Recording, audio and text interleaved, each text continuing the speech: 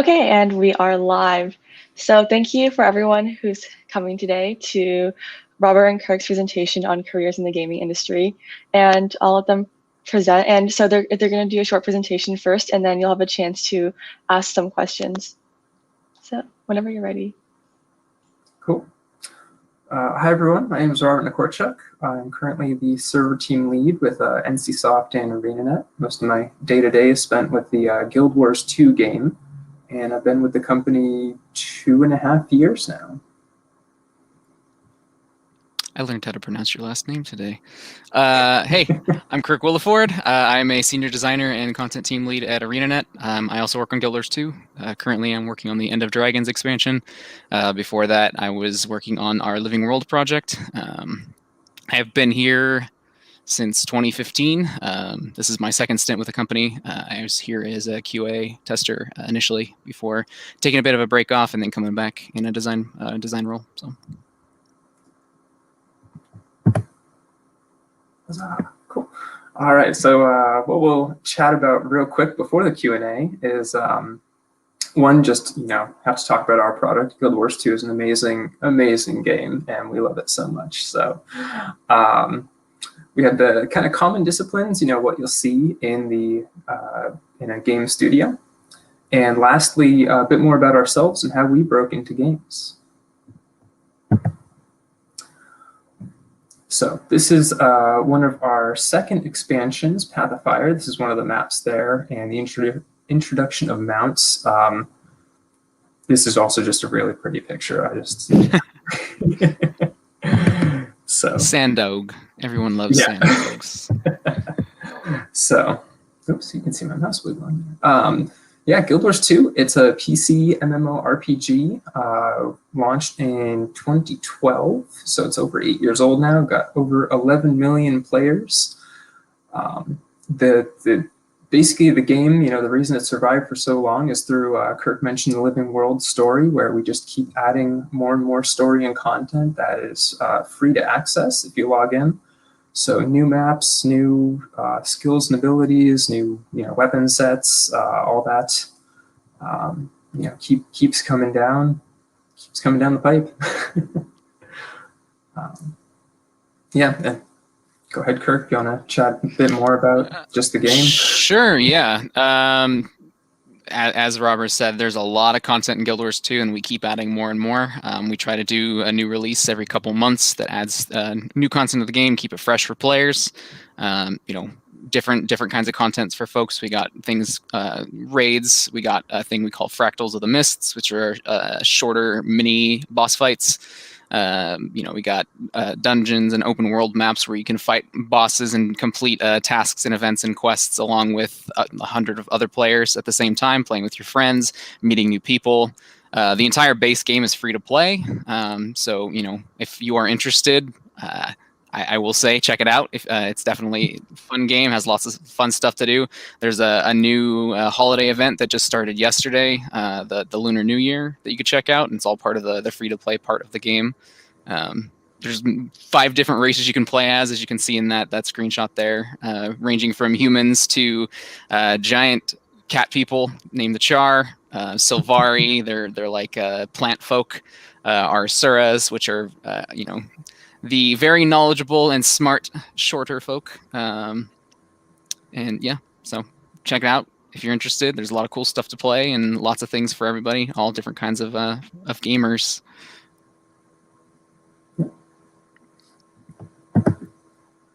All right, so we've got this product. How did we make it? What are the types of people involved? I'll talk a bit about some of the common disciplines, starting again with Kirk. Sure. So I'll go a little bit into these two. Art, obviously, they are a big part of video games. Art owns the look of the game, the look of the characters, the feel of the visual effects, the sounds of the environment. I'm including audio in this group. ArenaNet houses one of the most talented art departments that I've ever seen in the industry. They all work together to build on a game that, even 8 years ago and still now looks top, masterclass. The art style is unique. Everything looks and feels painterly. Everything feels handcrafted, and that's something I really, really respect our art team for. And then I am personally in design, as I said before. Design owns the feel of the game, right? That's the quests, the events, the stories, bosses, features, etc. That includes multiple disciplines, just like art has. Things like content design, encounter design, level, narrative, systems, just to name a few. We work primarily in a tool called Duo, which that is a screenshot of one of our open world maps. I believe that one is Lake Doric. So if you're familiar with that map, that is an example of what some of the content in that map kind of looks like. I will say, if you're interested in learning more about Duo or game tools in respect to ArenaNet, one of my fellow designers named Matthew Medina did a live stream that you can check out. He did it for Extra Life. If you're familiar with that, it's a charity for children, centered around gaming.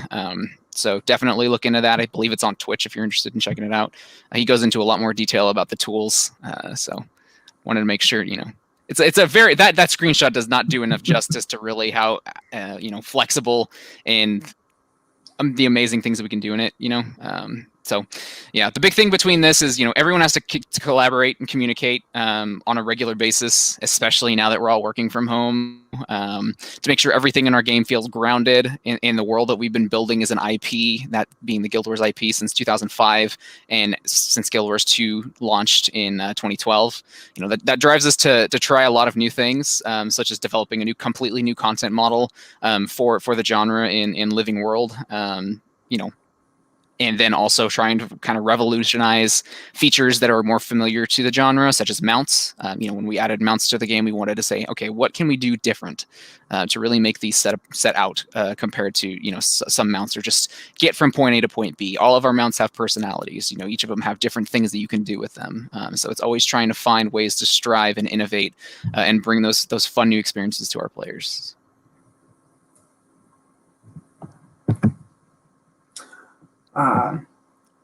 Yeah, and expanding on that, I mean, there's, the engineering technology behind video games, programming is probably what most people think of when they first, hear about that. And once again, there's so many disciplines within programming. You've got your kind of just core gameplay programmers, your content programmers that'll work directly with like a design team. You've got your tools programmers who will help make things for those, all those teams. Tools programmers building tools for programmers, that's always a fun one. And then of course, on the infrastructure side, you've got like myself as a server programmer. There's different types of network programming that happens. Web programming, some of our UI are based in web elements, plus, behind the game we have websites, have to make purchases both in-game and out of game, and all that is done with programming. My freshman year of college, I was kind of given a quote that, games programming is special because it's one of those things that you get such great feedback on, looking at, you design a new, program a new spell to actually happen and program to hook up the, effects and whatnot, and you can see it all. And at the same time, games programming is not special, it's just programming. But I like to think it's still special. It's definitely special. Yeah. So, yeah, I really like the aspect of programming, and it just kind of brings that magic to life. You can have, all of these pillars are necessary, but programming is just that bit more special for me. Something I will say real quick, if I may, on the note of programming is there's a lot of overlap between our programming and design departments. We have programmers who do design work and designers who are familiar with programming. So there's definitely a lot of, synergy between those teams. Yep, and yeah, I cross all the teams, although you definitely don't want my artwork in the game, I'll tell you that. Yeah, my chicken scratch ain't so good either. So the last pillar is kind of the production, and this is the producers and project managers. They're the ones that basically make sure it's like, hey, we got content to come out. One, retaining that content as a cohesive unit, but also making sure that it gets released on time. It's at the ArenaNet standard for our content, and that especially during the production life cycle, any of those, blocks where it's like, oh, we're waiting on art, we're waiting on audio, we need some additional feature in our tool that programming has to do, just making sure that all those pieces are understood and prioritized appropriately and able to be finished on time. So production are the ones that manage that side of the puzzle. Yeah, they're also the ones that came and saved all of our butts when, one fateful day last March, it turns out, so, company meeting, turns out we're all going home. We have to figure out how to get this entire show working from home. And it was a Herculean effort between production and the programming team and, Robert's team, making sure we can have access to all of this stuff from home and all of our tools. And, so they have to do all of that kind of stuff. Whereas the designers were just like, well, I hope our tools work. Yeah. So those are kind of the four pillars, the core teams, but realistically, this is a huge and whole team effort. At a studio, I liken it, I'm a mentor for robotics, so it's kind of the same thing. Like, join robotics, everyone thinks engineers, but it's like, you need people who know how to write. For us, we have, customer support, analytics, UI designers, localization experts, QA, almost any discipline that you need, there's probably someone who does it for a game studio somewhere. And I just think that's really cool. And we wouldn't have it without all those people. Yep, absolutely. So. I know friends who are mechanical engineers who have gotten jobs at, say, Valve, working on their hardware, right? Whether it's VR or what have you. So it's a case of if you are into the game industry and want to work in the game industry, but you don't want or not interested in going into design or programming, there might still be a home for you. So.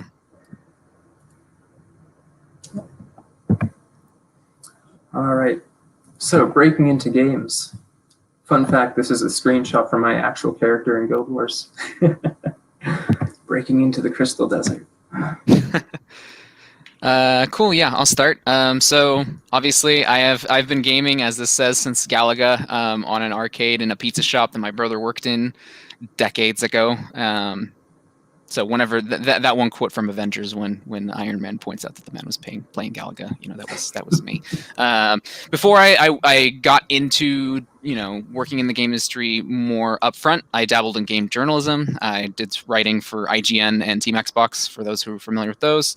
And then I decided to get a degree that was relevant to the industry. I went to the Art Institute of Portland to get a game art and design degree. I was that weirdo who focused on the design aspect, whereas it was primarily an art school, so that was interesting. But still, learned a lot about the entire process, including design and production, and how the pipeline all fits together. Worked on a game team my senior year of college that really helped familiarize myself with that kind of stuff as well. Primarily used Unity and Unreal during college, because those are obviously the big tools that are easy to approach for folks interested in learning. And then after college, I got a job at ArenaNet in QA. I wanted to break into the industry, and I wanted to work on a game that I love. I've been a huge fan of the Guild Wars franchise since it first launched, over 15 years ago. So I managed to get lucky, and they took a chance on a kid right out of college and says, I'll drop everything to move up to Bellevue to pursue that dream, right? I learned a ton while working hands-on with a ton of incredibly talented devs across all disciplines, and so like Robert and I were talking about before, those hours playing games, those thousands of hours playing Guild Wars way back when, look at me now, Mom. So that paid off. So that's nice. From there, obviously, there's things with contract laws that you kind of have to take a bit of a break. So from there, I hopped over to 343 Industries to work on Halo Master Chief Collection and Halo 5. I was in a tools testing position there that I also dabbled in some test map design and familiarizing with myself with their tools as well, which was really cool. Being able to see the difference between launching a PC game and launching a console game, particularly both, very large popular games. Launching a Halo game was insane. And launching consoles, tools can break consoles in very, very bad ways, and consoles are expensive to replace. So, you know, you want to make sure that that doesn't happen. So that's always fun. But yeah, you know, just learning those tools is really fun and a cool thing to experience. But then, when I was at 343 Industries, I saw an internship at ArenaNet opened up for design, and I had always been vocal to folks at the company that I wanted to go into that field. That was something, you know, I was passionate about. So they gave me a call, and I applied, and again, they took another chance on me. And I was able to, you know, hop over there and begin working on Heart of Thorns in a design internship role. And then from there, I was just able to be moved off onto Living World, and then working on some Path of Fire stuff. And now, you know, End of Dragons is the expansion. So it's been a wild ride over the past, you know, couple years as it's been, but learned a lot, you know, been able to work with awesome people like Robert. So it's really been exciting, and I'm really excited about the future of, you know, my career as well as the company and what we're working on now. So I always love just seeing the expansions written out with HOT and POF. My boss actually wanted the second expansion called The Eternal Alchemy. So then our 2 expansions would be Hot Tea. I don't know what he would have done with the third one. Yeah, I remember when we first, like, the blank of blank ended up being something that was just kind of a coincidence for the second one, and then for the third one, End of Dragons, we're like, well, now we have to do it. Now just we got to continue it. Yeah. So myself, also starting from a very young age. Oregon Trail 1.2 was released for Windows 3.1. It was 1995, one of the earliest games I can remember playing, at least. I do have to admit, though, growing up, I was the Blizzard fanboy. I played all the Warcraft and Diablo games. That was really what got me interested and intrigued by it. So I learned about Guild Wars only after starting out in industry. I will say, in high school, I was also on the robotics team, and the life lessons, the skills you get there, specifically in communication and some of those just leadership and being able to take a big task, break it down, and work on all the pieces as part of the team. Hugely important skills to all the pieces of my career. So, as part of that in high school, mixing technology classes with some of those creativity classes. So my school offered a military history course and creative writing and entrepreneurship. So those are sort of classes that I took that helped out. One, get into college. I went to RIT for their game design and development degree. That was the side where everyone was, the designer and programmer, and nobody wanted to do art. The inverse, yeah. But yeah, sort of having that well-rounded background was what helped in that situation for me. So that was good. After college, I actually found myself not in games, but in e-commerce. I spent a couple years apiece at Amazon and Microsoft. And they were great experiences. If you have an opportunity to work something like that, and you're interested in it, obviously, definitely take it. There's so many crazy projects there. Just the scale and the scope of them is incredible. But crazy intelligent people there who build those projects. So great start to my career, just learning these best practices and applying some of the skills that I learned in school. So after that, I sort of went completely the other way. Joined a 10-person startup. I was employee 7 of 10, and very different feel from these giant corporations. It actually was not in games; it was in advertising.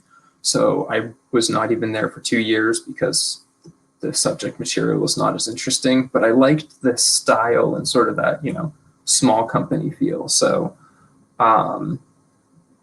Sort of by accident, actually, once you're a few years into your career, you start getting a bunch of recruiter emails. And I got one that wasn't from ArenaNet, but it was from another, area game studio. And it was kind of like, oh, maybe now's the time to jump back into it. So I actually went out and applied to a bunch of different opportunities locally.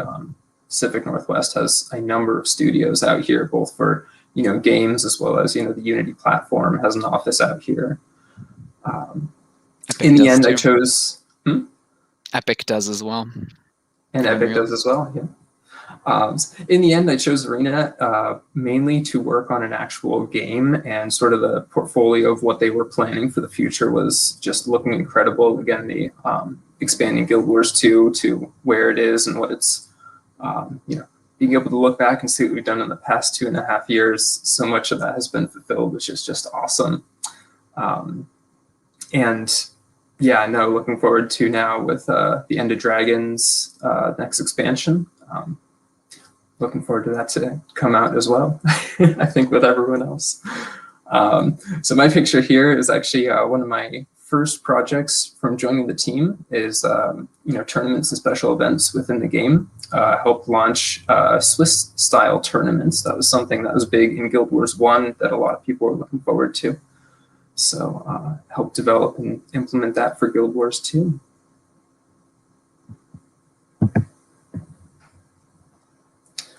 So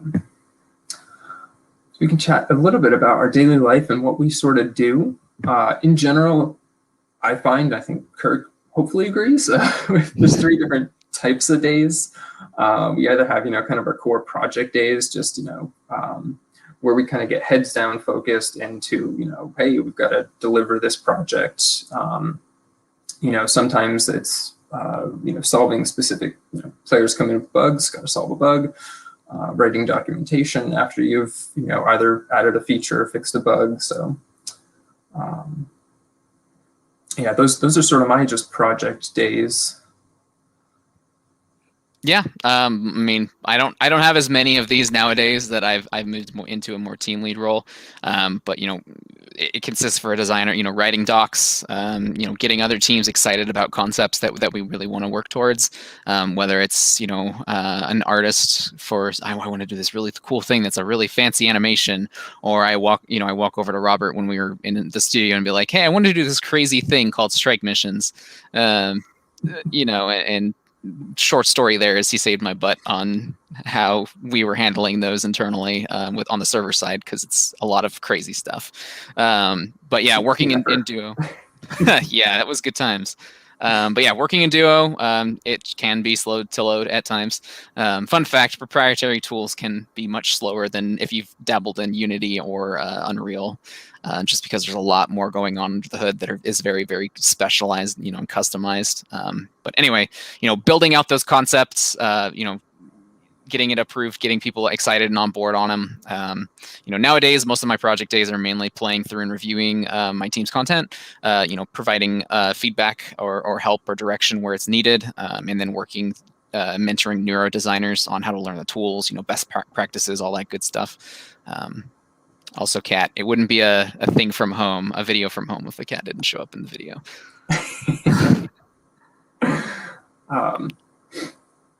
Yeah, no, actually, one of the other great things is, it's not just the designers who are there going through kind of the content on their own. The whole studio gets invited to review content and new boss fights and map metas and things. And it's awesome to get that first playthrough and hopefully be heard if you, have an idea to make it wow. Yeah, that's something I appreciate about ArenaNet, is that since we're all so much into it together, and it is a smaller company than say a Microsoft, so it is a case where I will regularly ask folks that aren't in the design team, design department, what their thoughts are. Do they have any cool ideas? Anything that they think would be really cool to see in the game, to make sure that I want to hear everyone's feedback, and everyone's ideas. So meeting days, kind of self-explanatory. Some days you just feel like you have more of that. There's definitely importance behind it, though. I think both of us have mentioned so far that communication is so important. You've got all these different teams involved, and especially on we had a release yesterday, and we have release management team has to make sure the server team's ready. The design team has to make sure all that their tickets and everything for changes have gone out. We have notes of what's in the release that had to get localized. So it's just so much different communication that all has to happen. So unfortunately, that does lead to a few meetings, but We've also been really good about setting like, no meeting Tuesdays and things like that. Yeah, and that's something that has been, in the transition to work from home, whereas there were initially a lot of just one-off conversations that could happen in a hallway, or I roll over to my teammate's desk and be like, hey, does this sound crazy? That isn't as easy to do informally now. You can pop open, whatever program we use, Teams, Microsoft Teams, whatever program the company uses, and, message someone. Like some people, I think some teams use Discord, or some companies use Discord as an example. But a lot of times you want to get that written down somewhere, just because it's easy to forget. So it does lead to a little bit more, more meetings on the calendar. But in a way, there's some good things to that, and that if things are more documented, we can have it posted somewhere for anyone else to see, a service team to pick up on if it's a design thing. That way, audio can check in, or marketing can check in and say, hey, yeah, this is a cool idea. We want to build a marketing campaign around it. Things like that.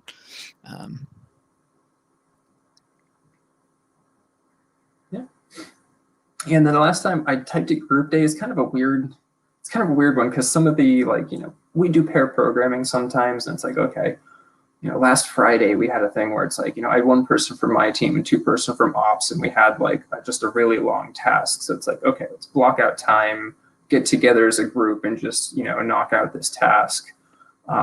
Very similar to, it might be Kirk's project to, look at a review and of some content, but for us, it's another one of those like, hey, we get to spend time in Thierry with all our coworkers. Yeah. Something that we do that I really appreciate here is we take time to celebrate our releases, not just to play with our fans, and our players, but also to celebrate all of our hard work. We're the design team in particular. This is not just design, but it applies to a lot of other teams. We're split into different strike teams, so to speak.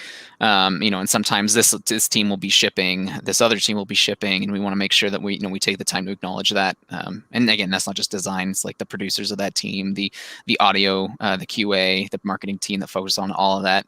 Play the content, not just to play with our fans, but also to experience it with our coworkers, which is really important and something I respect a lot. But yeah, and then a lot of the time, group work for me, like I said, can be running over to Robert's desk and be like, "Wow, oh gosh, this thing is this new feature. We need to do this thing, but we can't have any programming. Like, how do we do it with the way that we already have? Is this going to work? Is it going to blow up everything? Let's find out." To the point where, I remember him and I sitting at a desk when it went live and kind of watching it to see if it was doing what we wanted it to do, because we found out shortly before we shipped that something could happen, and we tried to safeguard it. So that was fun, and he saved my butt on that one. But yeah, that kind of stuff is really exciting, but also can be very terrifying. I know the launch of my first expansion launch, Heart of Thorns, it felt like finals, like waking up for finals that morning, that level of anxiety and dread of, it's like a test that you think you're prepared for, and then they press the button to turn on the servers, and you're just like, I hope nothing breaks. Very similar feeling, and it was really interesting. Yeah, I hope someone asked the difference between a live service game and a setting out for console, like a standalone box. Because in my opinion, live service is so much easier to deal with. Yeah, I mean, they each have their own challenges, right? Like seeing Master Chief Collection launch, and it had some issues when it launched, and seeing the internal studio reaction to that and trying to pick everybody up, that was both scary to see and also really, it felt empowering that everyone had each other's back. So, and it's the same thing at ArenaNet too. Yeah. So we can open it up for Q&A. Got a couple questions out here. Emma, you said there were a couple that came in before, so. Oh yeah, sure. So thank you so much, and I'll read them out. So I think you already touched on this a little bit, but someone's asking, what are some skills necessary for joining the industry? If you want to add more to that. I can start. Sure, yeah.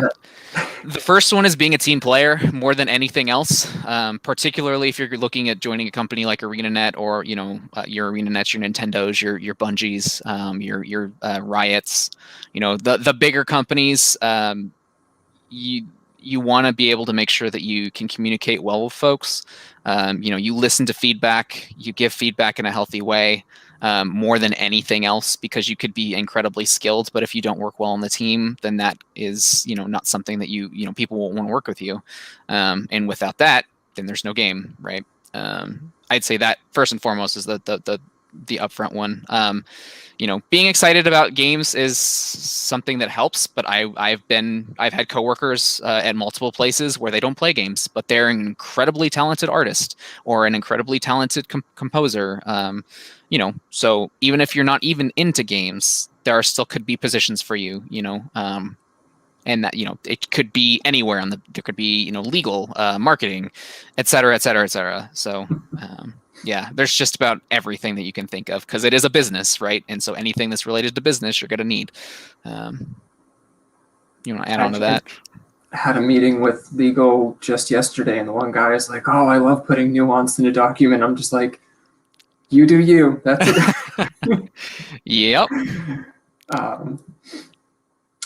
Yeah. I don't know if there's much to add, but pretty much. Yeah. Just being excited about it, right? Ultimately, it still is a job, and you have to acknowledge that. There's going to be times where it's not fun, but there's always that payoff at the end. A lot of people will think, "Oh, I'm a game designer. I play games all day." That's not even. I mean, that goes for anyone working on a game, right? A lot of people don't. Some people see games as a release when they get home. I'll play video games too, but I'll also try to stay away from some games if I know that I'm going to get burnt out. So, yeah. Yeah. Communication, probably number one. And another question is, what system was used for networking in the games you guys have worked on for multiplayer? And yeah. And there's also a second part to the question. There's I think you already briefly talked about this. It's what software in general was used for things like 3D modeling and texturing and things like that. Yeah. So I can start hopefully describing the server side of networking. So actually, because of the age of Guild Wars 2, a lot of the building a game takes a really long time. So a lot of the development of Guild Wars 2 was really started, 2008, 2009 for a 2012 release. And at that time, we didn't have a lot of the, I don't know if you've worked with Dockers and network containers and things like that. We had to build so much of that from scratch. For our team, one of the most important items was, kind of speed and efficiency. We're going to be sending, we have so many players online at the same time. All of them are going to be, playing the world at the same time, fighting bosses at the same time. Each of those network packets has to be, lightweight and efficient, and yet the whole infrastructure needs to be resilient. We actually wrote our own protocol on top of TCP/IP.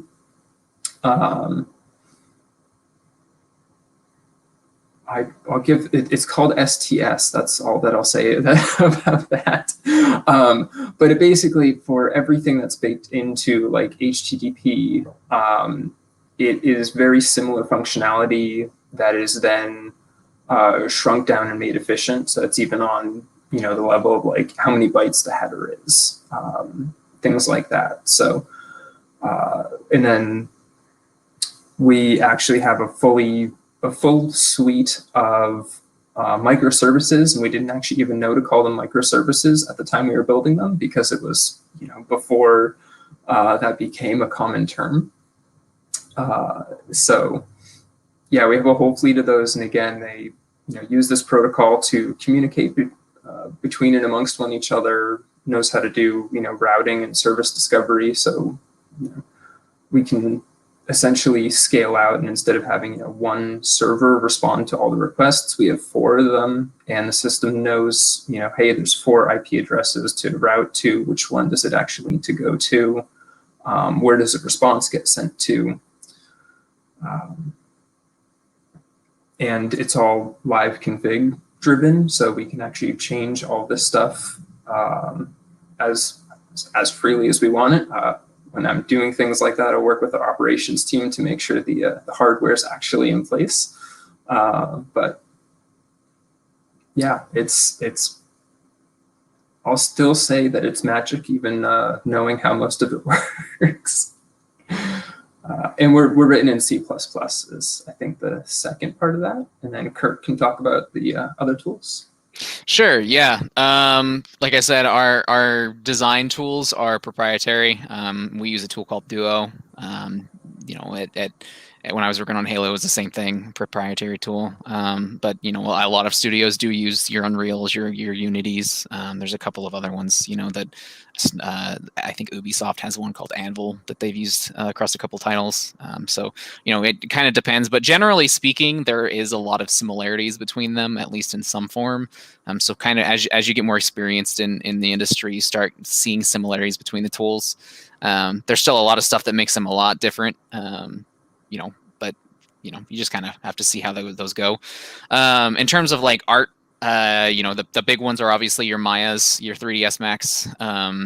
Those are both Autodesk at this point, so I think they're pretty interchangeable. But more artists I know use Maya than Max, I think. For textures, people will hand draw on Photoshop. They'll do, Substance Painter as a big one that a lot of the industry has really embraced over the past couple of years. There's some rendering tools as well. Marmoset is a nice one that I see people use to test game engines, because it kind of has a fake game engine that you can throw an asset into. And ZBrush is obviously huge for sculpting. So all of those are standard in the industry, not just in games, but movies, animation, commercials. I know people back in college who did Nike commercials where they modeled shoes or sculpted them in 3ds Max or in ZBrush, and then textured them in whatever they fit best. Let's see. I think that's the gist of the tool stuff, really. But yeah. Okay, thank you. So now let's move on to some questions like asked during the session. So I'll just display onto the screen. Okay, so this person's asking, how difficult is it to get into the game industry, and what's the learning curve? So I think the learning curve's probably about, for me being in the software side of things, the learning curve is about the same as any other, major software company. You come in, you have there's already an existing program that's several, millions of lines long. You'll start by, get an overview of how the system works and, start on, small projects, small bugs, and build your way up from there. The difficulty of getting in, when I was in college, there's definitely a lot of, I want the internship, so I'm going to send my resume out to 20 companies and get 20 rejections, which was hard. But some of it is you definitely have to be persistent. And actually, probably one of the best pieces of advice is just to follow up. So some of the companies, they may not send a response. Maybe not all of them have, automated systems. Some of them just still go to people. But just sending a second email to say, hey, did you, I'm very interested in this. Did you get my application? Sometimes that shows you want it just that little bit more. Yeah, I definitely agree with that. Persistence is the key for sure. Building a strong portfolio if it's a more visual department that you're wanting to go into, or having strong code examples that you can give if you're looking into that kind of stuff. Showing that taking the time to show your potential employer that you're interested in doing what you're doing, and not just in general, but for them is a big one. A lot of the times, we'll ask folks, have you played Guild Wars 2 when we're interviewing them?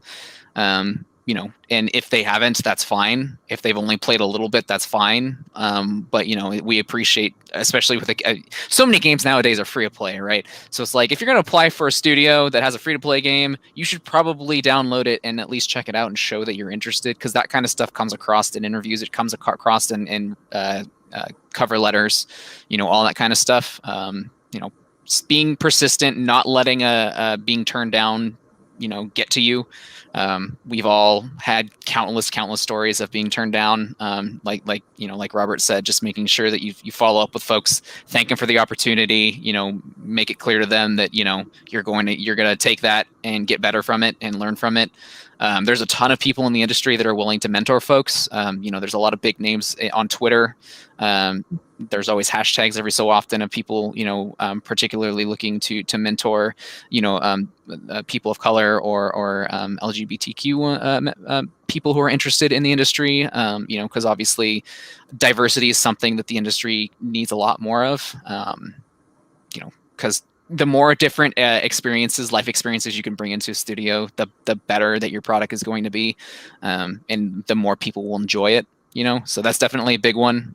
So if you're looking for a mentorship, I would say try Twitter. Follow some of your favorite artists, follow some of your favorite designers. Sometimes hit them up and be like, hey, how did you do that? You'd be surprised at how many people will respond to your messages on Twitter. Just be like, this is how I did it, or they can direct you to someone who might be more interested in telling you or whatever.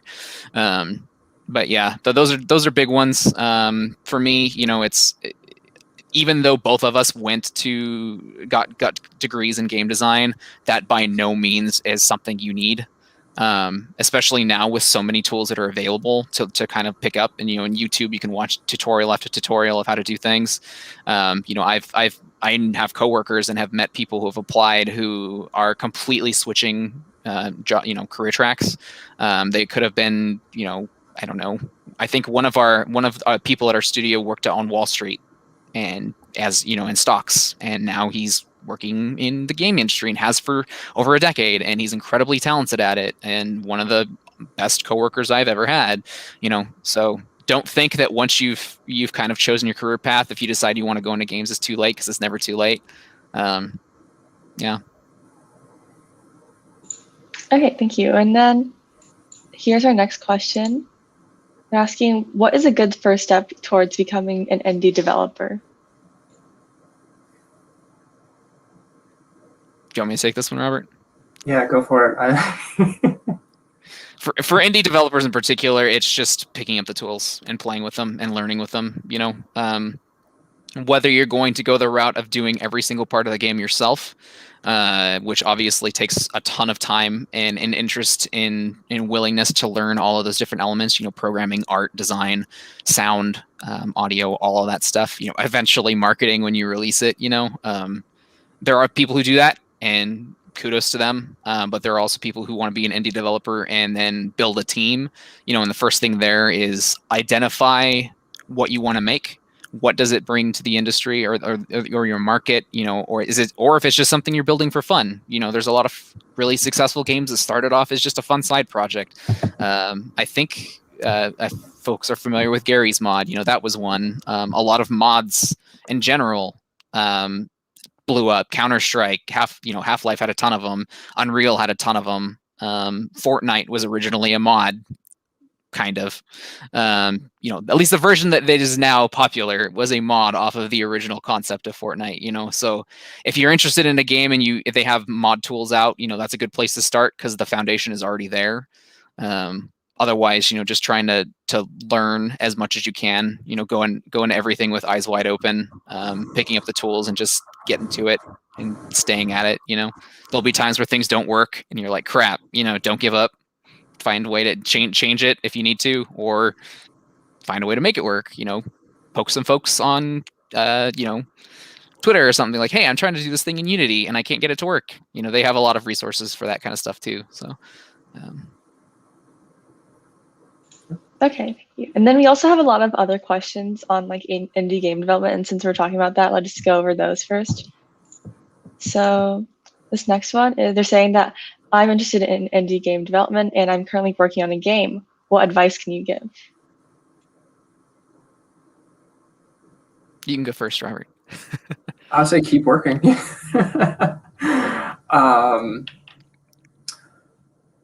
Yeah, I think a lot of what you just touched on is still applicable to this. So one, just keep working, keep using the tools. Setbacks are probably going to happen. Just know that that's part of the process. I think, one of the key things is, making sure it's fun at its core. There's some of those things that like, even this year in the FRC and FTC challenges, you get to design your own game. And, we have some people that are like, oh, I want to talk about this very super specific small part of something. It's like, well, is the game fun? So it's always something you just keep double checking with yourself on. And I think part of that is, again, have it play tested by, lots of people when you get to that point in the game. Yeah, I think the only things I would add to that is staying focused. My experience when I've worked on indie games is that it is very easy to fall victim to scope creep very fast. In that, you have this cool idea, and then you have this other cool idea that builds on that idea, and then another one you could throw in, right? And then it turns out that that first foundation piece, it ain't it. It ain't as fun as it turns out. Once it's all built, ain't that fun. And then you have everything kind of that spirals off of that now is in flux. So, it's trying to stay on track, identify your goals and try to stick to those goals. And if you find that you are swapping away from those goals, that's fine. But just, making sure that you understand that, and you're able to, if someone said, hey, we're in the elevator pitch is the term that we use a lot, right? Like, we're in the elevator. You're in the elevator with the CEO of Microsoft for 30 seconds. And if you had to sell your game to them and say, hey, this is what I'm doing, this is why I want to work on it, give me money, for example, how would you sell that game to them in 30 seconds? Because that often is what we have to do in the industry, is we want to make sure when people try our game, they immediately know what it's about, what they're going to be doing. Obviously there's, depending on the complexity of the game, that kind of changes, but those first 30 seconds in a game or first 30 minutes or what have you are really important. So identifying your core goals and your core mechanics early on is definitely the big thing I have run into myself when I've worked on indie games. So that would be my big piece of advice. Okay, thank you. And we have one more question regarding indie games, and they're asking if you want to become an indie game developer, should you start in high school or anytime? Anytime. I say, easy. Yeah. I got a friend who started right out of high school, moved down to Florida, and continued working on it through college. Yep. Never too late. Okay, cool. So next question. What was the worst bug you've experienced in a game, and did it get caught before it went live? How did we start? Yeah. So one of the worst is the one that I kind of mentioned earlier, in that it could have led to players getting stuck in an endless loop of loading maps, and they couldn't get out of it because of the way that we had maps set to close and open based on the system. So short story there is, it's a system called Strike Missions that we added a little over a year ago now. Gosh, what is time? At the start of the Icebrood Saga, which is our most recent Living World series of releases that we've done. It was a new feature that we wanted to build, and we wanted to make sure that it's approachable for new players as well as people who want to go in with just their friends, right?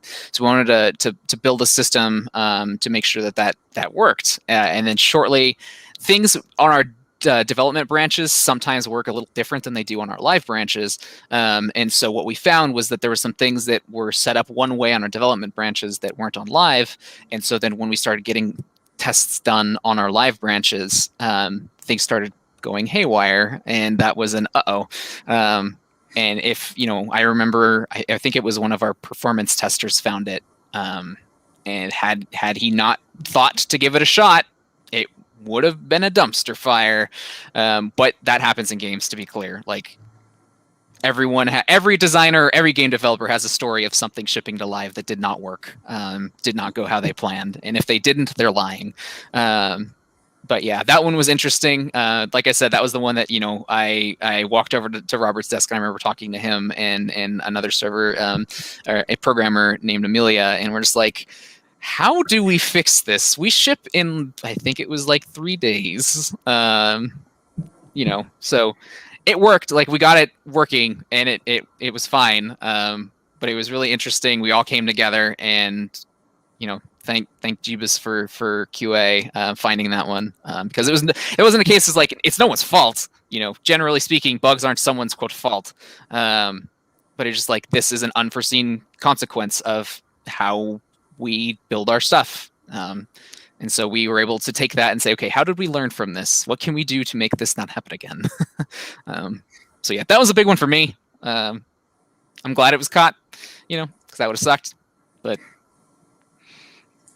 I think as a general too, what he just alluded to is a great way to keep a studio good and calm and healthy is, a bug is never anyone's fault. Fix the process, don't target people, target the bug. So I've seen a lot of very interesting bugs, and actually I'm constantly impressed with how members of the design or programming or QA team has been able to find it. Like a year and a half ago, we had this one bug that like I had no part in it. I was really just watching and learning at the time.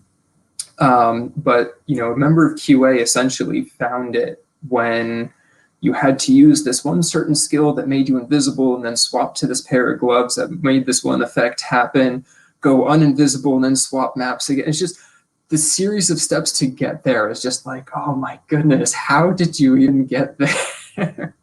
We call those edge cases, and they're a developer's worst nightmare.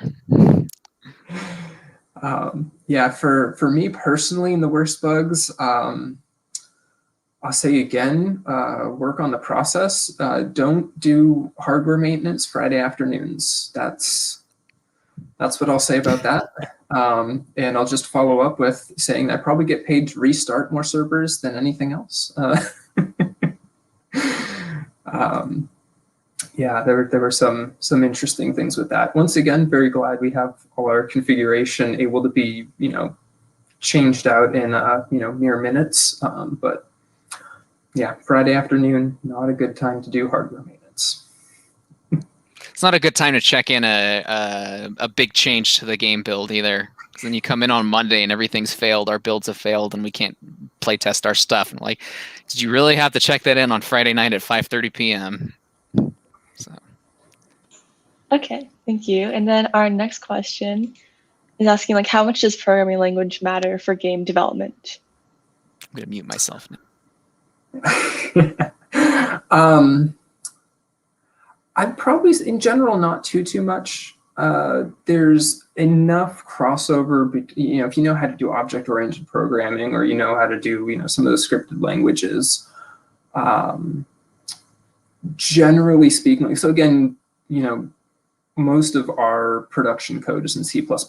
A number of our tools are written in C#. We have a lot of just like helpers and one-off things that are maybe Python or other tools like that. So most of the time when you go into an interview, again, they'll be like, hey, how familiar are you with C++?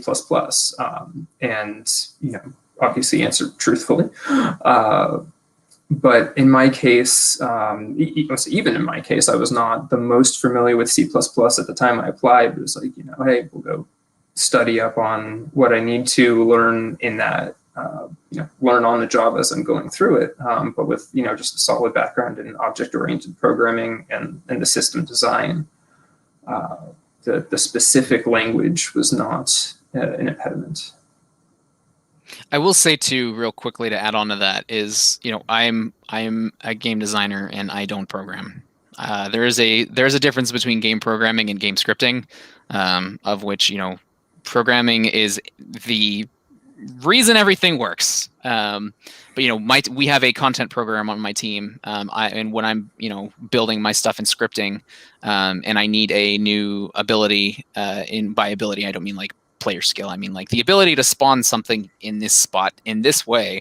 I'll turn to my content programmer and I'll say, hey, can we get an action for this? And ActionScript is something that a lot of engines use. There's quite a few different scripting languages that are different from programming languages. You kind of do end up picking up on some of that stuff. And as I've become more experienced as a scripter, I have kind of picked up a little bit on how some programming works. But if you told, I couldn't program my way out of a wet paper bag. So, it can not be as big for depending what you want to do. But yeah. Okay. Our next question is asking, how would you describe the culture of the game industry and what are the best and worst parts? Generally improving is man, even this week you still see articles talking about some aspects of this, which is one reason that I'm very thankful and still with ArenaNet, because they do look at the team members and the culture of the studio as a whole. It comes from the leadership down, and it also comes from the individuals up and meets in the middle. So it's sort of in everything, in everyone needs to participate in the culture. Yeah, the big things that have been talked about recently, the diversity, equity, and inclusion. It is a real thing, and it is really important for even you all as high school students to, work on, just understand how to interact with anyone around you, anyone and everyone around you. Yep. Yeah. Yeah. The more diverse that your workplace can be, the better your product is going to be. Like I said before, right? Everyone has a different life experience. And the more, of those that you can surround yourself with, the more, you become aware of them. There might be things in one culture that is totally okay that in another one you're not even aware of is completely not okay. We have a group of folks that, one time I had a name for a character that in one language was totally fine. And then in another one, it was a really bad slur, and I wasn't aware of that. And it was a good learning experience for me, right? So just trying to be, aware of that kind of stuff and surrounding yourself with as many of those different experiences as you can. There is a long way for us to go as an industry to really get in a good place there. If you're interested in the industry, I'm sure you've seen some of that stuff in the news across multiple studios. It does happen. Bad things do happen. And that's something that we really, really need to work on. And that's something that I'm, like Robert said, I'm really, really proud of ArenaNet for really owning up to that and working together to, create an environment, digital environment now, that is a safe place for everybody, all kinds of experiences, cultures, backgrounds, life preferences, etc. So a lot of work to do, but I like the direction, hopefully, that we're going. Yeah, I think the other big one in game industry in particular is probably the crunch time. And I don't know what that is because ArenaNet doesn't do it. Yeah, crunch time is a weird one. I remember working at another studio and sitting under a poster that says "We don't crunch," and it was like 11:30 at night, and that is one of my interesting moments in my career. But yeah, there are times where I might work a little late, but it's a case of if I work late one night, I'll have my manager ping me the next morning. If someone hears about it or or I just tell him. He's like, okay, take off early. Today. Make up that, make sure that you're staying balanced. ArenaNet is really, really good at that. A lot of studios aren't good at that. And that is like, again, something people need to work on, because work-life balance is super, super important, especially when we're all working from home, because I am currently in the room that I watch TV on or play video games on and pet cat in, yes, cat, and so it's very easy for me to forget what time it is and be like, oh crap, I accidentally worked late, and I play games at the same computer or in the same room. And yeah. Okay, and then our next question is asking how much experience of creating games is needed to get an internship like in places like Microsoft?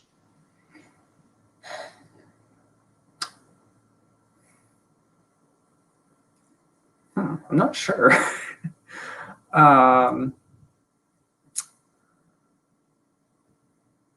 So, even at the time when I was applying for those internships, I had a lot of the, college level, by your junior year, by my freshman year, we were making games. So by junior year, you had 2 or 3 different games or projects in your portfolio. And, while they certainly asked a lot of questions about how, what you learned and how your game project's going. A lot of them were also sort of just those core fundamental skills of, again, for my side, do you know how to program?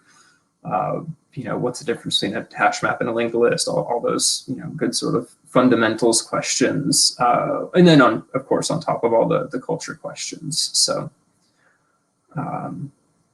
if you're passionate about it, putting time in to either, do a game or do a quick little demo project, one of the mods that Kirk talked about earlier, and then you show that passion in the interview or whatever discussion you have. Those are really going to be the key pieces. Yeah. I mean, and they will say, like, the internships will list what their expectations are, because there are different tiers, right? Like, there are some times where they want to have an internship with someone who is a little bit more advanced, and that doesn't mean that you are not eligible for an internship at Microsoft, or wherever. But yeah, that's something that I think the industry is actually getting better about, is having apprenticeships and internships. I know EA does them, Riot does them, Microsoft does them, we do them.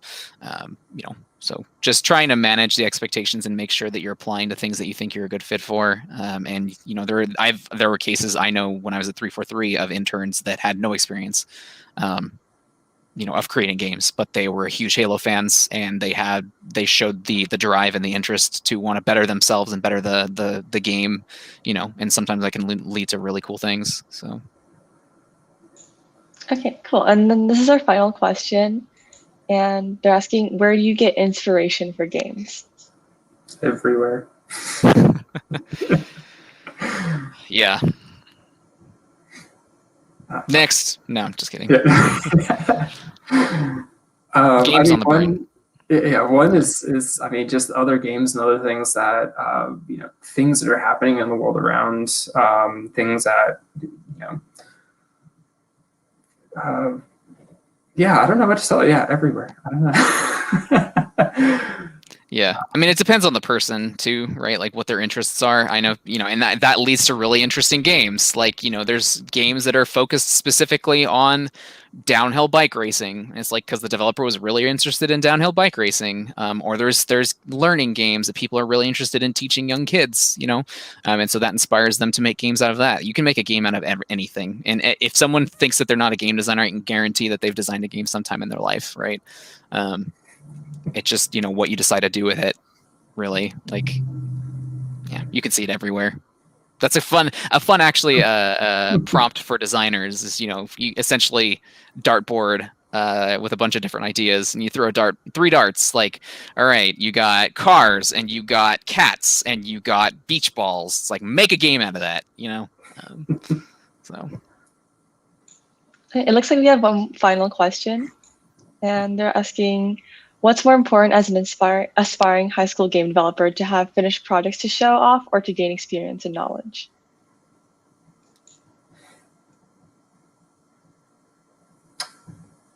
I would say the latter, personally.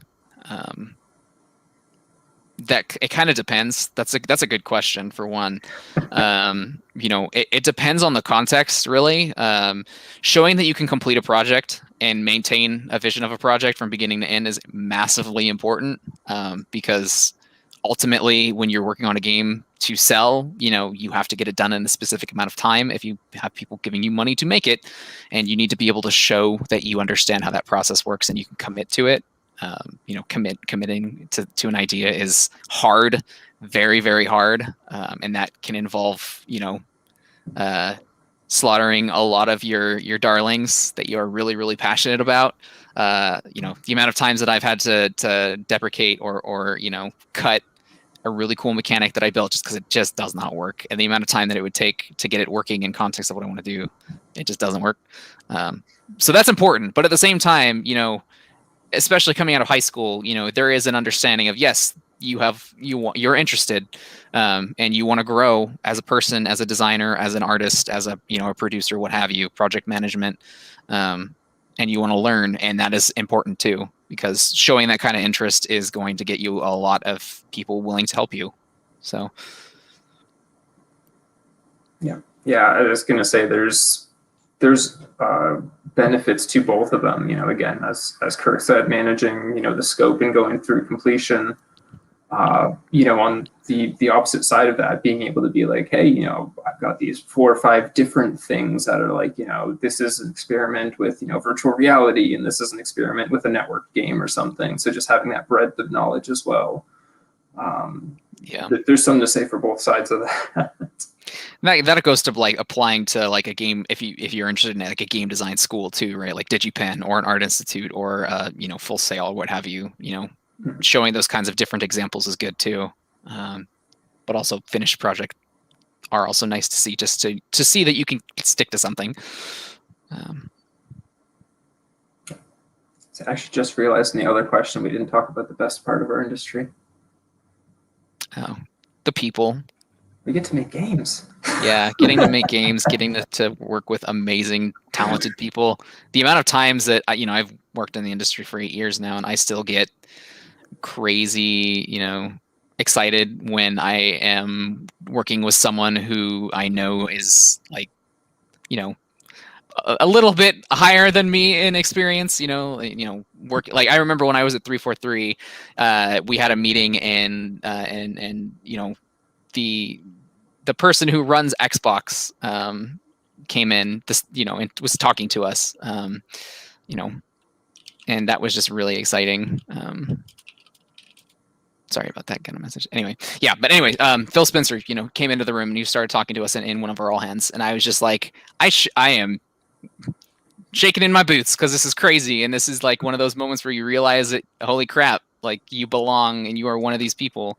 So it's like always exciting. Or like going to PAX and seeing like big names presenting or something is always really, really exciting. And then the day things release and seeing people play through it and seeing people happy, and because that's what you do it. That's why you do it. You do it to make people happy. Unless you only play design games that are like to scare people or terrify. I don't know. But even then, there's a weird sense of happiness. I don't know. Anyway. Yeah, I've got Arkham Horror card game on the table back there. I know what that's like.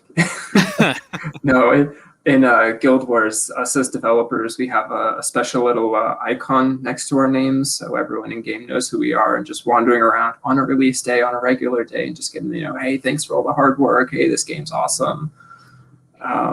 That's always a fun thing. The people, again, my boss has been with the company 13, 14 years. He's got so many stories to share, and kind of like this little hallway sort of conversation, just chat about, whatever, whether it was fun bugs in the past or, things they saw, or, again, talking to people at PAX or GDC or whatever. Yeah, something that we do that's really fun is, we do that, I'm sure other people do too, is on launch days, like waffles. The first thing we all do, we have waffles for one, which is great, free waffles, delicious way to start the morning. But like when the thing launches, in between, if we need to fix anything, everyone will have Twitch up. And all we're doing is watching people play through the content, seeing their faces as they get through the big moments.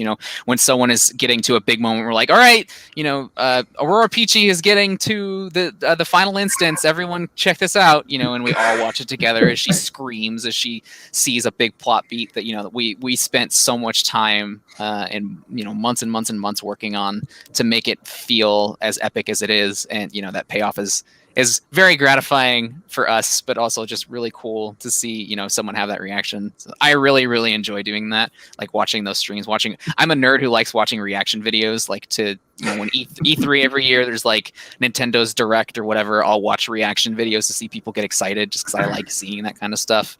But yeah. Yeah. I'm a nerd who likes watching graphs and things, so especially on launch days, just watching all the numbers go green, not red. Yeah, those charts shooting upwards is always a good thing. Well, mostly a good thing. Mostly. The chart, I guess. Yeah. Well, thank you guys so much for coming today to share your experiences about gaming and working in the gaming industry. Yeah, absolutely. Of course. Thank you all for being here. Yeah. We hope all the viewers enjoyed, and that concludes today's Connecting Professionals session. Thanks, everybody.